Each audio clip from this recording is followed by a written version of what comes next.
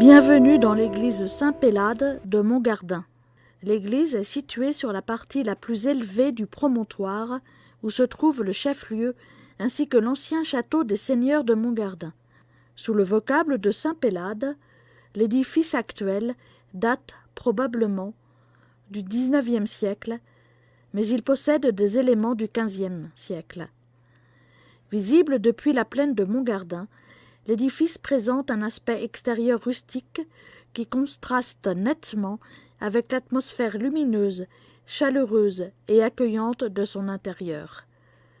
Elle a fait l'objet d'importants travaux de restauration réalisés en 1991 par la municipalité de Montgardin avec l'aide de l'Association de sauvegarde du patrimoine culturel. Ces travaux ont permis notamment de mettre à jour les pierres de taille cachées sous des enduits imitant le marbre, de refaire tous les enduits à la chaux, de poser un nouveau parquet en bois, de remettre en place les autels dont les tables avaient été disposées à terre et de faire fabriquer un nouveau maître-autel.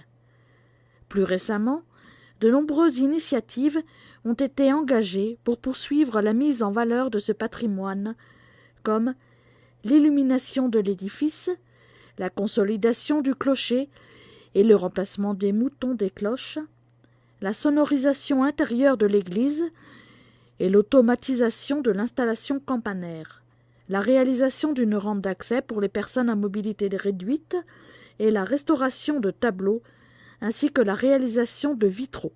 Formant une croix latine irrégulière, l'église possède une nef où se trouve la porte d'entrée principale, un chœur, une sacristie et deux chapelles dédiées à saint Antoine et à saint Pélade.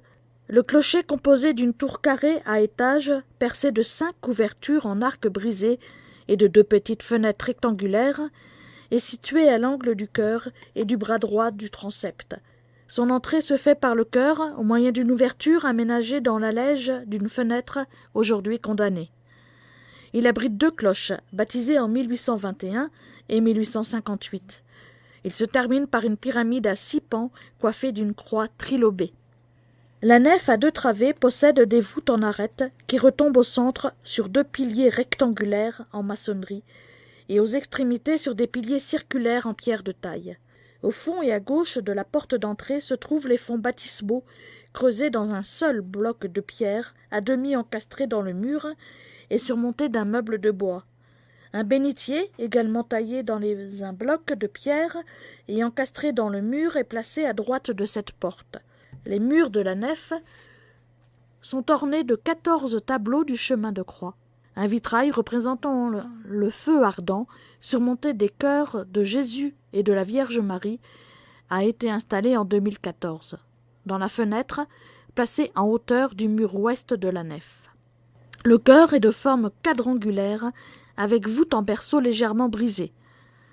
Au-dessus de la voûte du chœur figure l'inscription suivante « Domus mea domus orationis est », qui signifie « Ma maison est une maison de prière ». Cette inscription est séparée en 2 par une branche d'arbre et une armoirie composée d'un rameau de palmier et de 2 clés croisées surmontées d'une tiare. À l'aplomb de la voûte du chœur trône le nouveau maître-autel réalisé en pierre rose de Guillestre. Cet autel a été financé grâce aux nombreux dons des bienfaiteurs de l'Association de sauvegarde du patrimoine culturel de Montgardin. Au fond du chœur se trouve, à gauche, une armoire en pierre de taille aménagée dans l'épaisseur d'un mur et, au centre, un tableau d'une grande dimension restauré en 2014 et représentant l'Assomption. Au-dessus, l'oculus, surmonté de 3 têtes de putti, a été décoré en 2012 d'un vitrail représentant l'Esprit Saint. Une chaire en noyer se trouve à l'angle droit du chœur et de la chapelle de Saint-Pélade. La chapelle, sous le vocable de saint Antoine, se trouve dans le bras gauche du transept. De forme quadrangulaire, elle est voûtée en plein cintre et possède une fenêtre rectangulaire ornée d'un vitrail exposé au nord.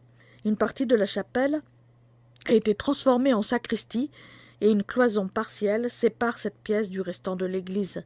Au niveau de cette cloison se trouve un autel en pierre. La chapelle, sous le vocable de Saint-Pélade, se trouve dans le bras droit du transept. Elle est également de forme quadrangulaire, mais de plus grande dimension et de plus belle facture que la précédente.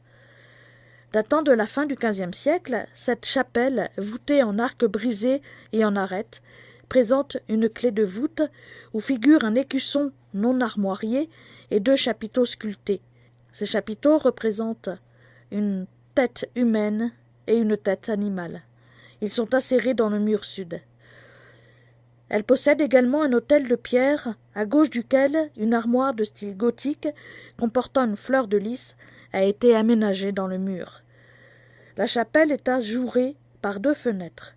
Au sud, une fenêtre gothique et trilobée, avec un vitrail réalisé en 2014 et représentant la Vierge et l'Enfant. Et à l'ouest, une fenêtre plus moderne. Cette chapelle, qui possède sa propre porte d'entrée, a vraisemblablement appartenu aux seigneurs de Montgardin qui y ont creusé leur crypte dans l'angle sud-ouest. Un dallage sur lequel repose le confessionnal marque l'emplacement de ce caveau. Au-dessus de l'autel figure un tableau de grande dimension illustrant la crucifixion et représentant vraisemblablement, à gauche de la croix, saint Étienne et à droite saint Pélade. Ce tableau a été restauré en 2014. Au-dessus de la fenêtre gothique, un tableau du XVIIe siècle représentant la Nativité a récemment subi une rénovation. Ce tableau a été inscrit au titre des monuments historiques en 2015. L'histoire de l'église de Montgardin est encore relativement méconnue à l'heure actuelle, et c'est pourquoi des recherches historiques sont en cours. Quelques dates importantes sont relatées dans un ouvrage de Joseph Roman, publié en 1887. Selon l'auteur, une chapelle Saint-Antoine fut fondée dans la paroisse par Antoinette de Rousset, dame de Montgardin, en 1440. En 1510, son petit-fils, Michel Richier, en augmentant la dotation, ainsi que celle des chapelles de Saint-Pélade et de Sainte-Marie-Madeleine. Ces 2 chapelles existaient encore en 1516, mais elles disparurent au XVIIe siècle.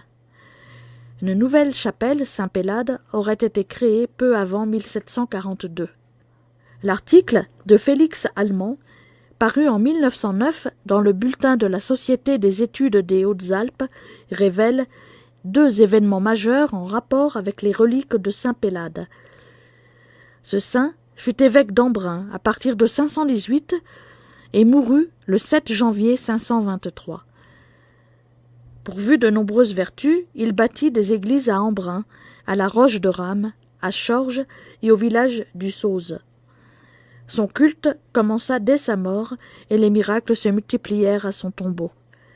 Ses reliques furent un jour dérobées par un moine espagnol, puis déposées au monastère Saint-Pierre à Camprodon. Au cours de la guerre de 1470, entre les rois de France et d'Aragon, les Français enlevèrent les reliques qui séjournèrent plusieurs années en France avant d'être restituées au monastère Saint-Pierre. En 1484, la guerre s'étant rallumée, Camprodon sera pillé et les reliques tombèrent de nouveau dans les mains des Français. C'est alors que Jean Richier, seigneur de Montgardin et officier des armées du roi, sauva ces précieuses reliques et les restitua au dit monastère. Les religieux lui accordèrent en récompense un bras du saint qu'il emporta et plaça dans sa chapelle à l'église de Montgardin, le 16 avril 1485. Enfin, le 25 octobre 1764, à la requête de Jean-Pierre Astoin, curé de Montgardin, et du consentement de Charles de Révillac, seigneur du dit lieu, la moitié du bras fut concédée à la cathédrale d'Embrun.